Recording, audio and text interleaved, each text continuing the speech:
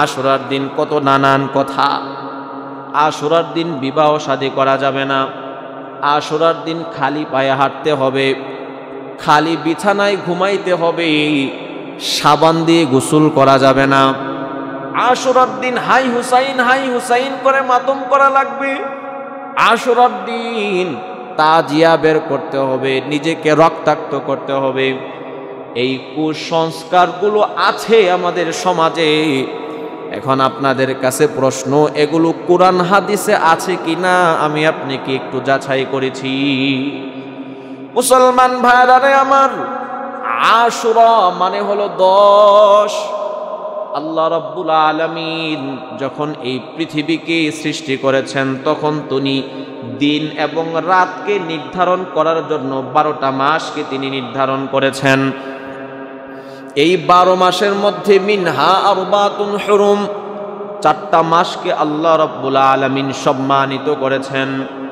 এই সম্মানিত 4 মাসের মধ্য থেকে একটা উল্লেখযোগ্য মাসের নাম হলো মুহররম মাস। এই মুহররমের 10 তারিখকেই শরীয়তের পরিভাষায় আশুরা বলা হয়। এই আশুরার দিন আল্লাহ রাব্বুল আলামিন অনেক ঐতিহ্য ঘটনা তিনি ঘটিয়েছেন। আল্লাহ রাসূল সাল্লাল্লাহু আলাইহি ওয়াসাল্লাম বলেন, তারাকতু ফীকুম আমরাইন লাং তাদিল্লু মা তামাসসাকতুম বিহিমা কিতাবাল্লাহি ওয়া সুন্নাতা রাসূলিহি। এই হাদিসের মধ্যে কিয়ামত পর্যন্ত আমরা কিভাবে হেদায়েতের উপরে টিকে থাকব এই দিক নির্দেশনা আল্লাহ রসুল দিয়ে গিয়েছেন। আল্লাহ রসুল বলেন, আমি তো চিরকাল দুনিয়াতে থাকব না। কোনো নবী রসুলই চিরদিন দুনিয়াতে থাকেন নাই। সুতরাং আমি দুনিয়া থেকে বিদায় নেওয়ার পরে যদি তোমরা 2টা জিনিসকে আঁকড়িয়ে ধরতে পারো, লান তাদিল্লু মা তামাসসাকতুম বিহিমা, তাহলে তোমরা কখনোই পথভ্রষ্ট হবে না, গুমরাহ হবে না। 1 নাম্বার হলো কিতাব আল্লাহ রাব্বুল আলামিনের কিতাব। 2 নাম্বার হলো ওয়া সুন্নাতা রাসূলি, নবী করিম সাল্লাল্লাহু আলাইহি ওয়াসাল্লামের সুন্নাহ। এখন আমরা যত কাজকর্ম করি, দৈনন্দিন, সাপ্তাহিক, মাসিক, বাৎসরিক, পুরা জীবনব্যাপী আমাদেরকে তালাশ করতে হবে আমাদের এই কর্মগুলো কোরআন সুন্নায় আছে কিনা, ইজমা কিয়াসে আছে কিনা।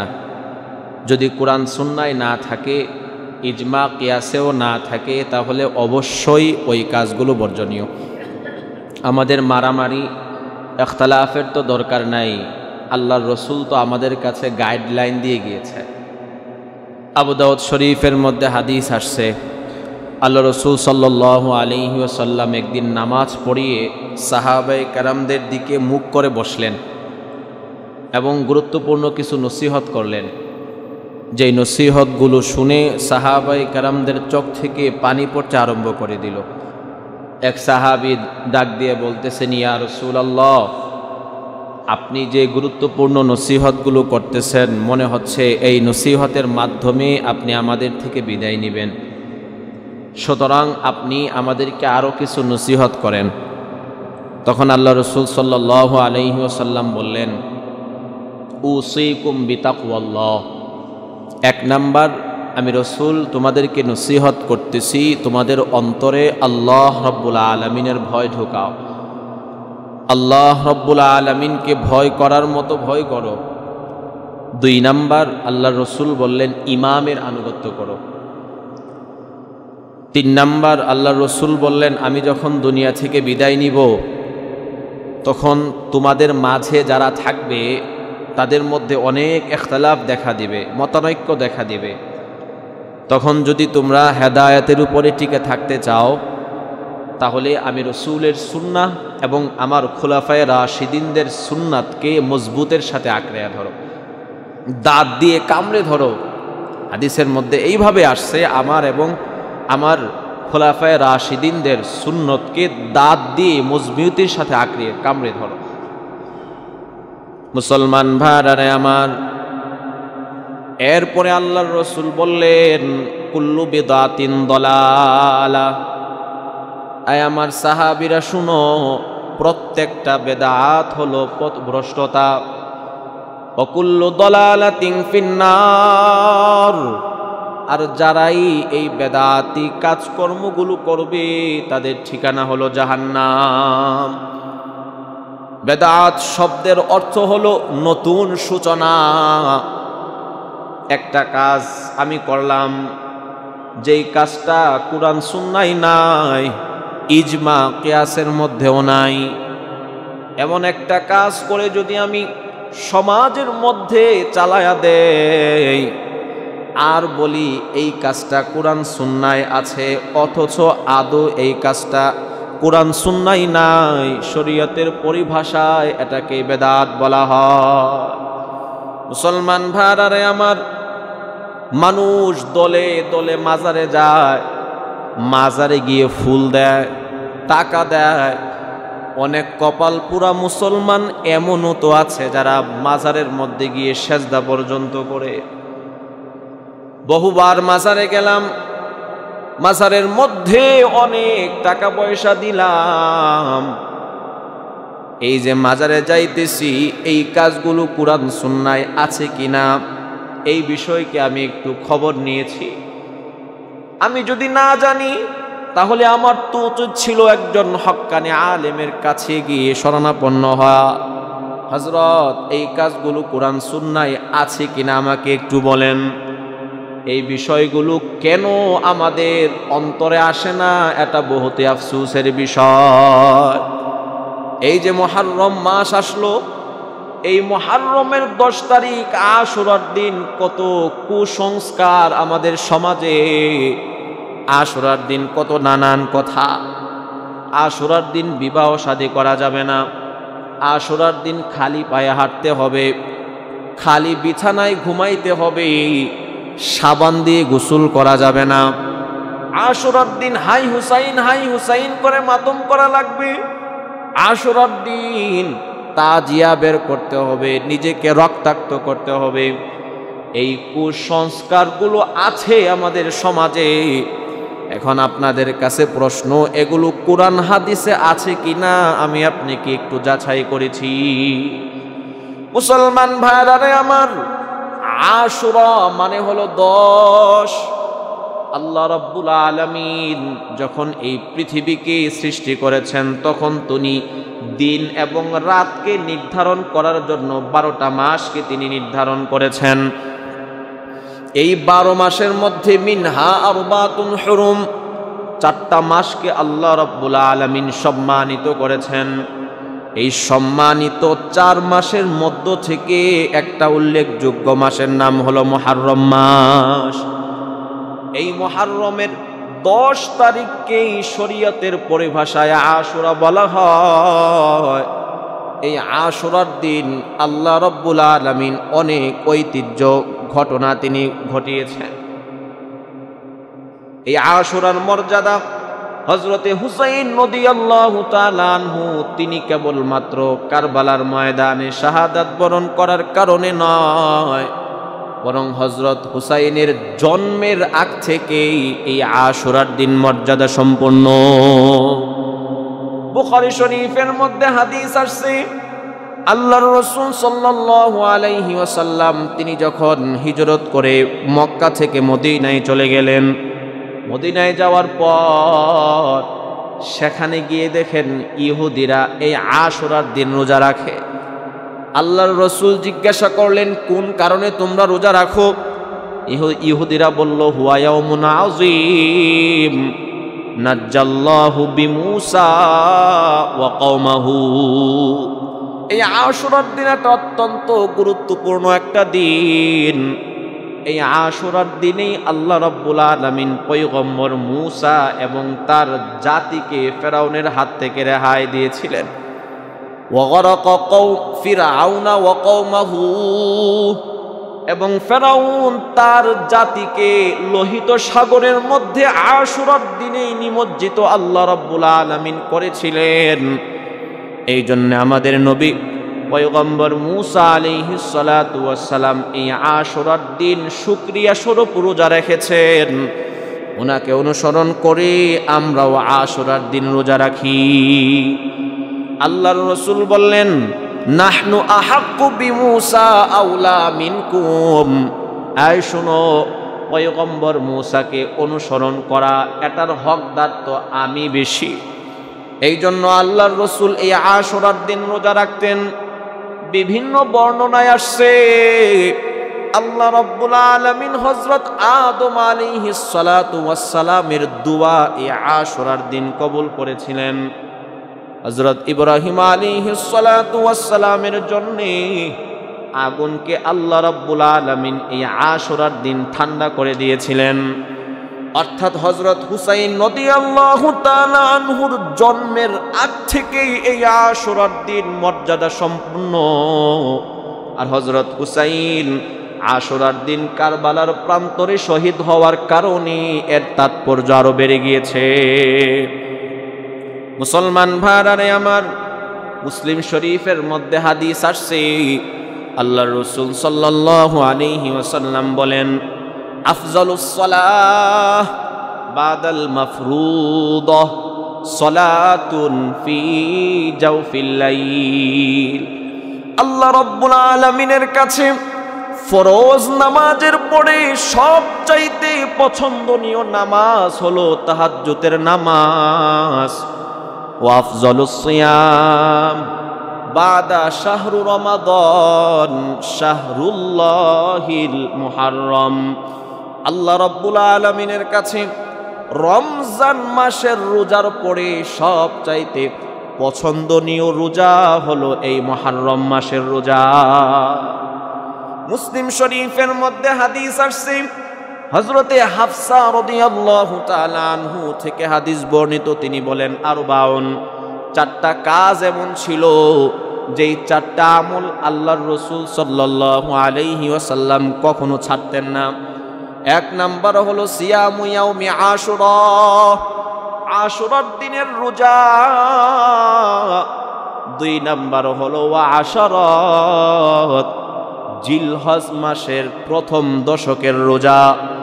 তিন নাম্বার হলো সালাসাতু ইয়াউমিন ফি কুল্লি শাহরিন, প্রত্যেক মাসে তিনটা রোজা, অর্থাৎ আইয়ামে বীজের রোজা, 13, 14, 15 তারিখের রোজা। চার নাম্বার হলো রাকাতাইনি ক্বাবলাল গাদা, ফজরের 2 রাকাত সুন্নত নামাজ। এই চারটা আমল আল্লাহর রাসূল সাল্লাল্লাহু আলাইহি ওয়াসাল্লাম কখনো ছাড়তেন না। তিরমিজি শরীফের মধ্যে হাদিস আসছে আল্লাহর রাসূল বলেন, সিয়ামু ইয়াউমি আশুরা ইন্নী আহতাসিবু আলাল্লাহ আইয়ুকাফিরা সানাতাল্লাতী ক্বাবলা। আমার কোন উম্মত যদি আশুরার দিন রোজা রাখে, আমি রাসূল আশা রাখি আল্লাহ রাব্বুল আলামিন তার পিছনের 1 বৎসরের গুনাহ খাতাকে মাফ করে দিবেন। মুসলমান ভাইরা আমার, তবে কেবলমাত্র আশুরার দিন রোজা রাখা মাকরুহ, কারণ এটা ইহুদিদের সাথে সামঞ্জস্য হয়ে যায়। এই জন্য আল্লাহর রাসূল বলেন, খালিফুল ইয়াহুদ, উম্মত তোমরা সর্বক্ষেত্রে ইহুদিদের সাথে বিরুদ্ধাচরণ করো। এই জন্য হয় আগের দিনের সাথে মিলায়া 9, 10 অথবা 10, 11 এই দুইটা রোজা রাখা। হাদিসের মধ্যে আশুরার দিনে রোজা রাখার কথা আসছে। এখন যারা কুসংস্কারগুলো করে, যেগুলো একটু আগে বলে আসলাম, তাদের মধ্যে গিয়ে খবর নিয়ে দেখেন তাদের অধিকাংশ মানুষই রোজা রাখে না। হাদিসের মধ্যে রোজা রাখার কথা আসছে, রোজা না রেখে তারা নিজেরা নতুন একটা কিছু আবিষ্কার করে ধুমধাম করতেছে আর অন্যদের উপরে ইলজাম দিতেছে। তাদের অন্তরে হযরত হুসাইন রাদিয়াল্লাহু তাআলা আনহুর প্রতি মহব্বত নাই। ও মুসলমান, হযরত ওমর রাদিয়াল্লাহু তাআলা আনহু তিনিও তো এই মুহররম মাসে শহীদ হয়েছে। কোথায়? হযরত ওমর রাদিয়াল্লাহু তাআলা আনহুর শহীদ হওয়ার দিনকে তো আমরা উদযাপন করতেছি না। হযরত উসমান রাদিয়াল্লাহু তাআলা আনহু, উনাকেও শহীদ করা হয়েছে। কুরআন পাঠরত অবস্থায় হযরত উসমান গনি রাদিয়াল্লাহু তাআলা আনহুকে শহীদ করা হয়েছে। কোথায়? হযরত উসমান রাদিয়াল্লাহু তাআলা আনহুর শহীদ হওয়ার দিনকেও তো আমরা উদযাপন করতেছি না। হযরত হুসাইন রাদিয়াল্লাহু তাআলা আনহুর বাবা হযরত আলী রাদিয়াল্লাহু তাআলা আনহুকেও তো শহীদ করা হয়েছে। ফজরের সময় মসজিদে আসতেছে, পিছন দিক থেকে জালেমরা হযরত আলীর মাথার মধ্যে আঘাত করে ওনাকে নির্মমভাবে শহীদ করা হয়েছে। হযরত আলীর শহীদ হওয়ার দিনকেও তো আমরা উদযাপন করতেছি না, তাহলে আশুরার দিন এই ক্ষেত্রে এসে কেন আমাদের এত বাড়াবাড়ি? এই জন্য আল্লাহ রসুল বলেছেন কুল্লু বিদআতিন দালালা, প্রত্যেক নতুন জিনিস হলো বেদাত, পথভ্রষ্টতা, গুমরাহি। আর যারাই এই গুমরাহি কাজগুলো করবে তাদের ঠিকানা হলো জাহান্নাম। বলেন নাউজুবিল্লাহ। আল্লাহ আমাদেরকে সমস্ত বেদাত থেকে বেঁচে থাকার তৌফিক দেন। বলেন আমিন। মুসলমান ভাইরা আমার, কারবালার যে ইতিহাস, হযরত হুসাইন রাদিয়াল্লাহু তাআলা আনহুকে যে নির্মমভাবে হত্যা করা হয়েছে, কারবালার যে মর্মান্তিক ঘটনা, হযরতে মুয়াবিয়া রাদিয়াল্লাহু তাআলা আনহু তিনি প্রায় 40 বছর পর্যন্ত রাষ্ট্র পরিচালনা করেছেন। তিনি রাসূলের একজন বিশিষ্ট সাহাবী ছিলেন। তিনি খুব জ্ঞানী মানুষ ছিলেন। তিনি বুঝতে পেরেছেন আমার পরে এই ক্ষমতা নিয়ে মানুষের মধ্যে মারামারি হবে। এই জন্য হযরত মুয়াবিয়া রাদিয়াল্লাহু তাআলা আনহু জীবদ্দশায় একজন যোগ্যশীল মানুষকে খুঁজতেছিলেন, যিনি হযরত মুয়াবিয়ার পরে রাষ্ট্রপ্রধান হবেন। তিনি অনেক গবেষণা করে দেখলেন ইয়াজিদি উনার পরে রাষ্ট্রপ্রধান হওয়ার জন্য সবচাইতে যোগ্য ব্যক্তি। ইয়াজিদ যে ছিল হযরতে মুয়াবিয়া রাদিয়াল্লাহু তাআলা আনহুর সন্তান, এবং এই ব্যাপারে সমস্ত উলামায়ে কেরাম একমত। ওই সময় বাস্তবে সবচাইতে যোগ্য ব্যক্তি ছিল রাষ্ট্র পরিচালনা করার জন্য ইয়াজিদ। হযরত মুয়াবিয়া রাদিয়াল্লাহু তাআলা আনহু বারবার জনসম্মুখে আল্লাহ রাব্বুল আলামিনের কাছে দোয়া করতেন, রে মালিক, আমি যদি স্বজন প্রীতির কারণে আমার সন্তান ইয়াজিদকে ক্ষমতায় বসায়া থাকি, আল্লাহ তুমি আমারে ধ্বংস করে দাও। মুসলমান ভাইরা আমার, ইয়াজিদ সে যোগ্য ব্যক্তি হওয়ার কারণে হযরত মুয়াবিয়ার পরে তিনি রাষ্ট্রপ্রধান হয়েছেন।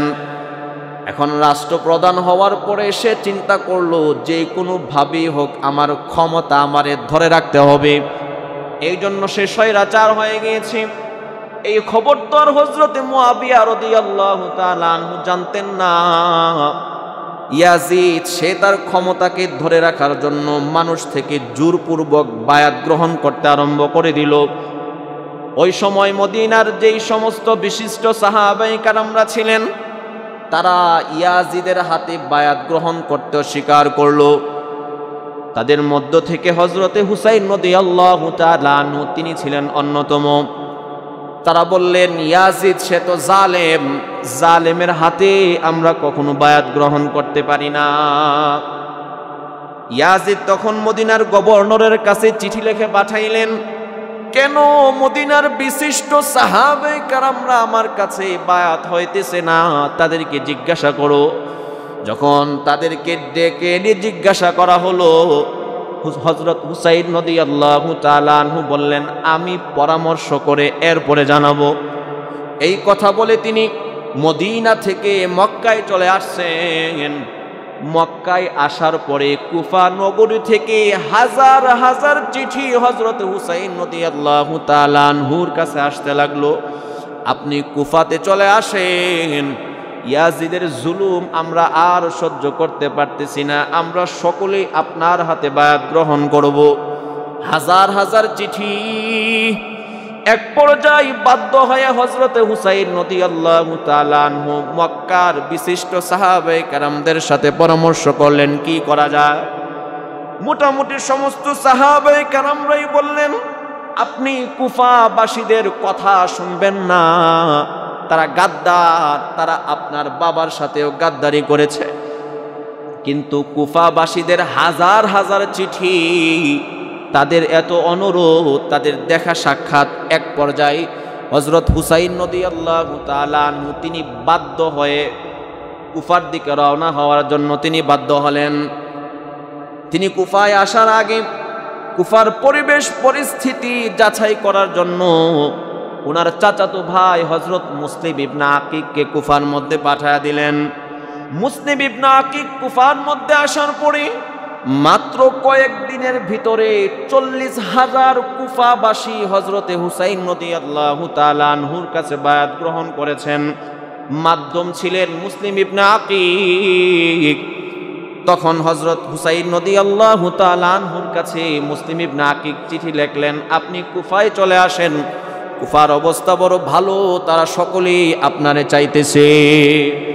মুসলমান ভাইরা আমার, এই চিঠি পাওয়ার পরে হযরত হুসাইন রাদিয়াল্লাহু তাআলা আনহু 72 জনের সঙ্গী সাথী নিয়ে তিনি মক্কা থেকে মদিনার কুফার উদ্দেশ্যে রওনা হয়ে গেলেন।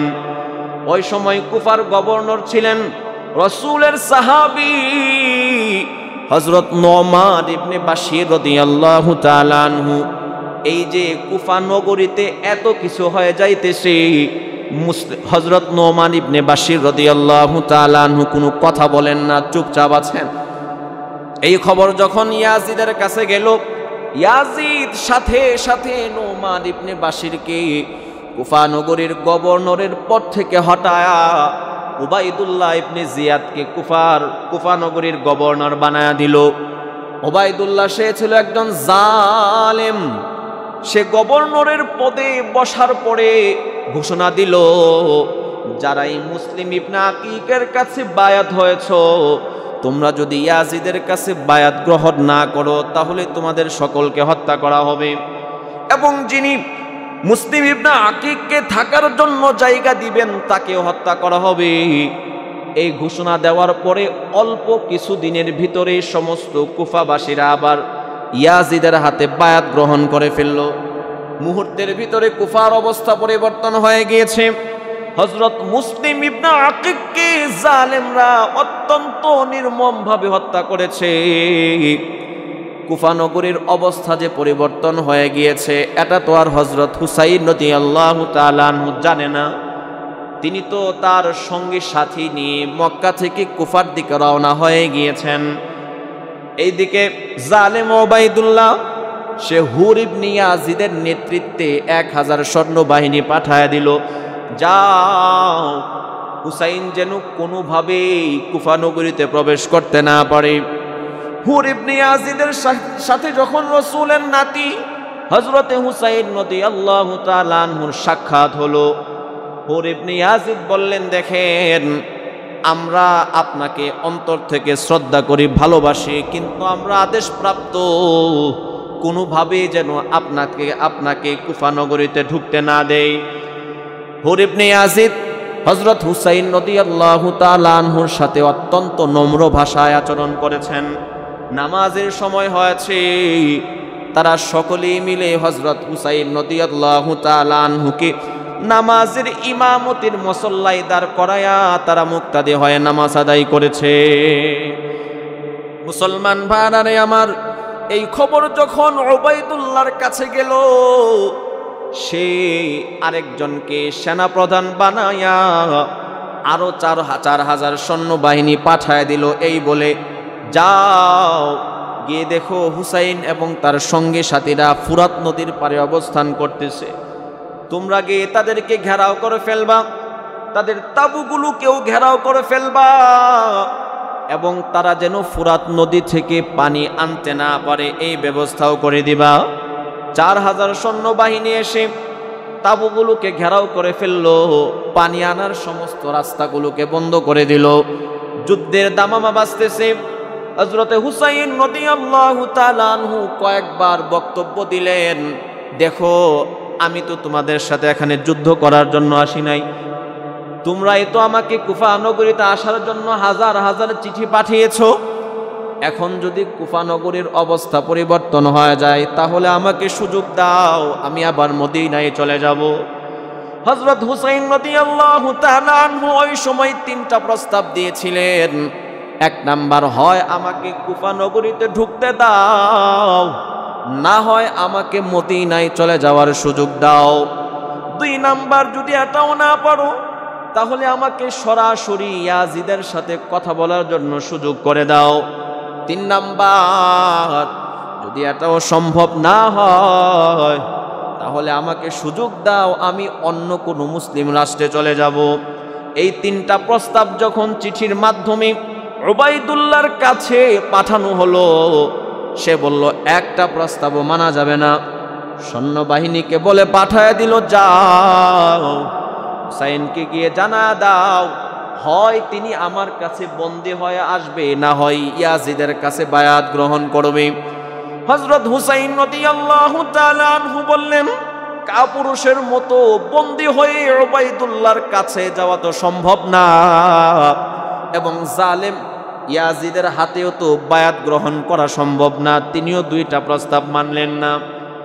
এক পর্যায়ে 9 জিলহজ সৈন্যবাহিনীরা তারা বারবার বলতেছে, আপনি হয় আমাদের সাথে যুদ্ধ করেন, না হয় উবাইদুল্লাহর কথাগুলো মেনে নেন।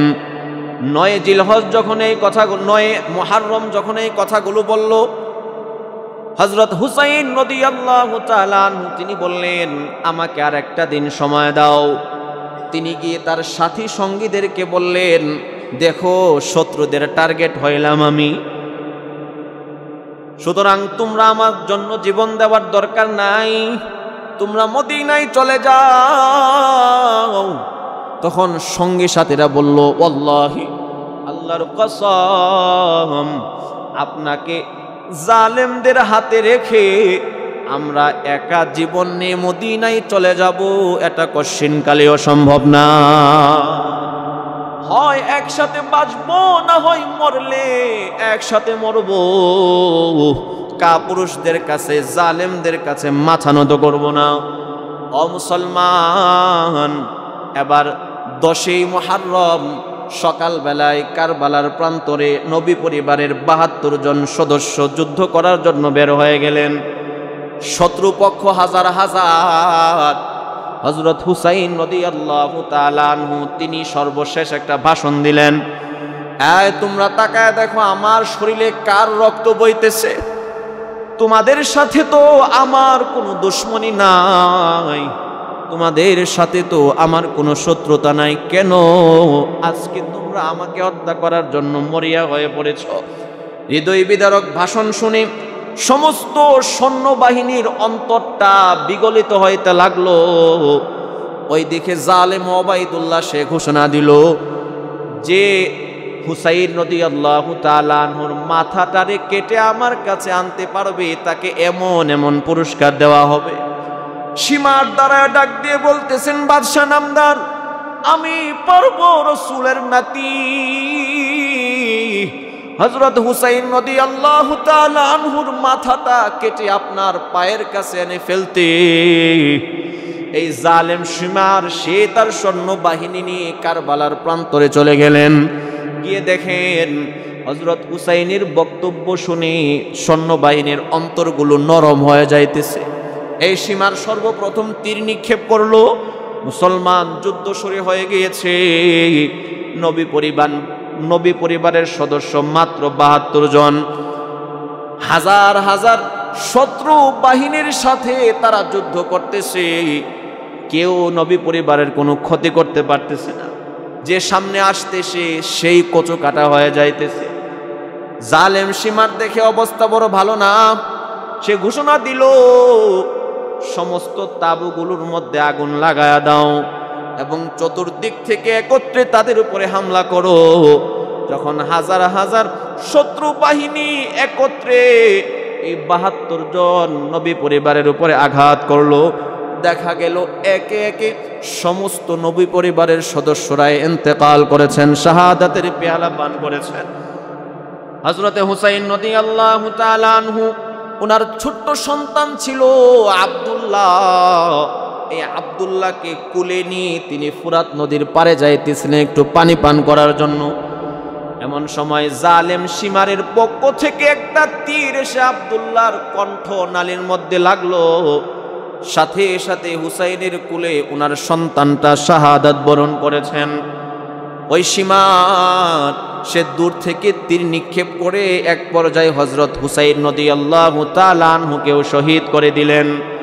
মুসলমান ভাইরা আমার, এই হুসাইন রাদিয়াল্লাহু তাআলা আনহুর হত্যাকাণ্ডের সাথে যারা জড়িত ছিল, ইতিহাস প্রমাণ করে মাত্র 4 বছরের ভিতরে আল্লাহ রাব্বুল আলামিন তাদের সকলকে ধ্বংস করে দিয়েছে। মাত্র 4 বছরের ভিতরে যারাই এই হত্যাকাণ্ডের সাথে জড়িত ছিল, আল্লাহ পাক সকলকে ধ্বংস করে দিয়েছে। এখান থেকে আমাদের জন্য শিক্ষা, জুলুম করে সাময়িকভাবে জালেম যদি খুশির হাসি হাসে, এই হাসিটা সাময়িক, আসলে এই হাসি হলো তার ধ্বংসের জন্য কারণ। হযরত হুসাইন রাদিয়াল্লাহু তাআলা আনহুকে জালেমরা হত্যা করে সাময়িকভাবে হেসেছিল, কিন্তু এই হাসাটাই তাদের পরবর্তীতে ধ্বংসের কারণ হয়েছে। কথা কোন দিকে ঠিক না? এই জন্য চেষ্টা করা সর্বক্ষেত্রে আমার আপনার থেকে যেন কোনো জুলুম প্রকাশিত না হয়, কারণ যারা জালেম তাদেরকে আল্লাহ রাব্বুল আলামিন পছন্দ করেন না। এবং হযরত হুসাইন রাদিয়াল্লাহু তাআলা আনহুর থেকে আমাদের জন্য শিক্ষা, মুসলমান তার জীবন দিয়া দিবে, তারপরেও বাতিলের সামনে মাথা নত করবে না। মুসলমান ভাইরা আমার, কথাগুলো দিলের কান দ্বারা বুঝবেন। এই আশুরার দিনকে কেন্দ্র করে একদল মানুষ আছে যারা হযরত মুয়াবিয়া রাদিয়াল্লাহু তাআলা আনহুকে গালমন্দ করে। হযরত মুয়াবিয়া রাদিয়াল্লাহু তাআলা আনহু যিনি ছিলেন ইয়াজিদের পিতা, তারা বলে মুয়াবিয়া রাদিয়াল্লাহু তাআলা আনহু তিনি স্বজন প্রীতির কারণে ইয়াজিদকে রাষ্ট্রপ্রধান বানিয়েছেন। অথচ সমস্ত উলামায়ে কেরাম একমত, ওই সময় বাস্তবেই রাষ্ট্রপ্রধান হওয়ার জন্য সবচাইতে যোগ্য ব্যক্তি ছিলেন ইয়াজিদ। মুসলমান ভাইরা আমার, এই জন্য ইয়াজিদকে কেন্দ্র করে হযরত মুয়াবিয়া রাদিয়াল্লাহু তাআলা আনহুকে গালমন্দ করা যাবে না। আহলুস সুন্নাহ ওয়াল জামাতের আকীদা হলো সমস্ত সাহাবায়ে কেরামদের প্রতি আল্লাহ রাব্বুল আলামিন সন্তুষ্ট, যার কারণে আমরা সাহাবায়ে কেরামদের নামের শেষে বলে থাকি রাদিয়াল্লাহু আনহুম, অর্থাৎ আল্লাহ রাব্বুল আলামিন সাহাবায়ে কেরামদের প্রতি সন্তুষ্ট। আল্লাহ রাব্বুল আলামিন পবিত্র কোরআনের মধ্যে 4-5 জায়গায় আল্লাহ পাক বলেছেন রাদিয়াল্লাহু আনহুম, আমি আল্লাহ আমার রাসূলের সাহাবীদের প্রতি খুশি। উলাইকা হিজবুল্লাহ, আল্লাহ পাক বলেন এরা হলো আমি আল্লাহর দল। ও মুসলমান, আল্লাহর রাসূল সাল্লাল্লাহু আলাইহি ওয়াসাল্লাম বলেন লা তাসুব্বু আসহাবি, উম্মত সাবধান, তোমরা আমার সাহাবীকে কখনো গালমন্দ করবা না। আমার একজন সাহাবীর দাম কত উম্মত তুমি জানো নি? আল্লাহর রাসূল বলেন একজন মানুষ যদি উহুদ পাহাড় পরিমাণ স্বর্ণ আল্লাহর রাস্তায় দান করে, আর আমার একজন সাহাবী যদি 1 কেজি আটা অথবা গম আল্লাহর রাস্তায় দান করে, আল্লাহ রাব্বুল আলামিনের কাছে ওই উহুদ পাহাড় পরিমাণ স্বর্ণের চাইতে আমার সাহাবীর 1 কেজি গমের মূল্য বেশি। আল্লাহর রাসূল বলেন ইযা রাআইতুমুল্লাযীনা ইয়াসুব্বু মিন আসহাবি রাসূলিল্লাহি সাল্লাল্লাহু আলাইহি ওয়াসাল্লাম, আল্লাহর রাসূল ডাক দিয়ে কইরে উম্মত শুনো, তোমাদের মধ্য থেকে যদি কেউ আমার সাহাবীকে গালমন্দ করতে দেখো, তাহলে তুমি তাকে বলে দাও লানাতুল্লাহ, এই জালিম তোর উপরে আল্লাহর অভিশাপ, আল্লাহর লানত, তোর উপরে আল্লাহ সন্তুষ্ট। আবু দাউদ শরীফের মধ্যে হাদিস আসছে, আল্লাহর রাসূল বলেন আল্লাহ আল্লাহ ফি আসহাবি, আল্লাহর রাসূল ডাক দিয়ে কয় রে উম্মত, তোমরা আমার সাহাবীদের ব্যাপারে আল্লাহরে ভয় করো। লা তাত্তাখিযুহুম গরাদাম মিন বাদি, আমার মৃত্যুর পরে আমার কোন সাহাবীকে তোমরা সমালোচনার পাত্র বানাইবা না। ফামান আহাব্বাহুম ফাবিহুব্বি আহাব্বাহুম, আল্লাহর রসুল বলেন, যে আমার সাহাবীকে মহাব্বত করলো সে আমি রসুলকেই মহাব্বত করলো। ওয়ামান আবগাযাহুম ফাবিবুগযি আবগাযাহুম, আর যে আমার সাহাবীকে ঘৃণা করলো সে তো আমি রসুলকেই ঘৃণা করলো। এরপরে আল্লাহর রসুল আরো কঠিন কথা বলেন। আল্লাহর রসুল বলেন, মান আদা আসহাবি ফাকাদ আদানি, আমার কোন সাহাবীকে যদি কেউ কষ্ট দেয় সে তো আমি রসুলকে কষ্ট দিল। ওমান আদানি ফাকাদ আদাল্লাহ, আল্লাহর রসুল বলেন, আর যদি কোনো ব্যক্তি আমি রসুলকে কষ্ট দিল সে তো স্বয়ং আল্লাহরে কষ্ট দিল। মুসলমান ভাইরা আমার, এই জন্য সাহাবে কারামদের ব্যাপারে কখনো খারাপ ধারণা অন্তরে রাখা যাবে না। হ্যাঁ, সাহাবে কারামদের দ্বারাও ভুল হয়েছে, কিন্তু আল্লাহ রাব্বুল আলামিন তাদেরকে দুনিয়াতে থাকা অবস্থায় তাদের গুনাহ খাতাগুলোরে মাফ করে দিয়েছে। মুসলমান ভাইরা আমার, এই জন্য আহলুস সুন্নাহ ওয়াল জামাতের আকীদা হলো সমস্ত সাহাবে কারামরা হলো উম্মতের শ্রেষ্ঠ। তারা যে শ্রেষ্ঠ এর এক নাম্বার কারণ হলো তারা ছিল খয়রুল কুরুনের অন্তর্ভুক্ত, অর্থাৎ ইসলামের সোনালী যুগের মানুষ ছিলেন হযরতে সাহাবে কারাম। দুই নাম্বার কারণ, সাহাবে কারামরা আল্লাহর রসুল থেকে আমাদের কাছ পর্যন্ত ইসলাম আসার মাধ্যম ছিলেন হযরত সাহাবে কারাম। মুসলমান, আজকে যদি আমরা সাহাবে কারামদের ব্যাপারে সন্দেহ পোষণ করি তাহলে কেমন যেন কোরআন সুন্নাহর প্রতি সন্দেহ পোষণ করা হলো। কারণ যখন আল্লাহ রাব্বুল আলামিন ওয়াহী নাজিল করতেন তখন এই সাহাবে কারামরাই রসুলের নির্দেশে কোরআনের আয়াতগুলো লিখতেন। সমস্ত সাহাবে কারামরাই তো রসুলের হাদিসগুলো সংরক্ষণ করে রেখেছেন। সুতরাং সাহাবে কারামদের ব্যাপারে প্রশ্ন তোলা কেমন যেন কোরআন হাদিসের উপরে প্রশ্ন তোলা। মুসলমান ভাইরা আমার, সারা পৃথিবীতে ইসলাম প্রচার হওয়ার মাধ্যম ছিলেন হযরতে সাহাবে কারাম। এই সাহাবে কারামরাই তো আমাদেরকে উত্তম আখলাক, উত্তম আদর্শ, উত্তম শিষ্টাচার শিক্ষা দিয়ে গিয়েছেন। যদিও সেই আদর্শ আজকে আমরা ভুলে গিয়েছি। হযরত ওমর রাদিয়াল্লাহু তাআলা আনহুর জামানায় কোন এক এলাকার গভর্নর তিনি হেলান দিয়ে মানুষের মাঝে বিচার কার্য পরিচালিত করতেন।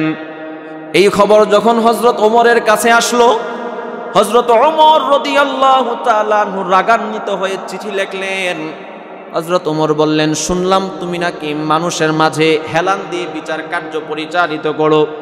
সাবধান করে বলে দিচ্ছি, আজকের পর থেকে আর কখনো যদি তুমি হেলান দিয়ে মানুষের সামনে বিচার কার্য পরিচালিত করো তাহলে তোমাকে গভর্নরের পদ থেকে হটায়া দেওয়া হবে।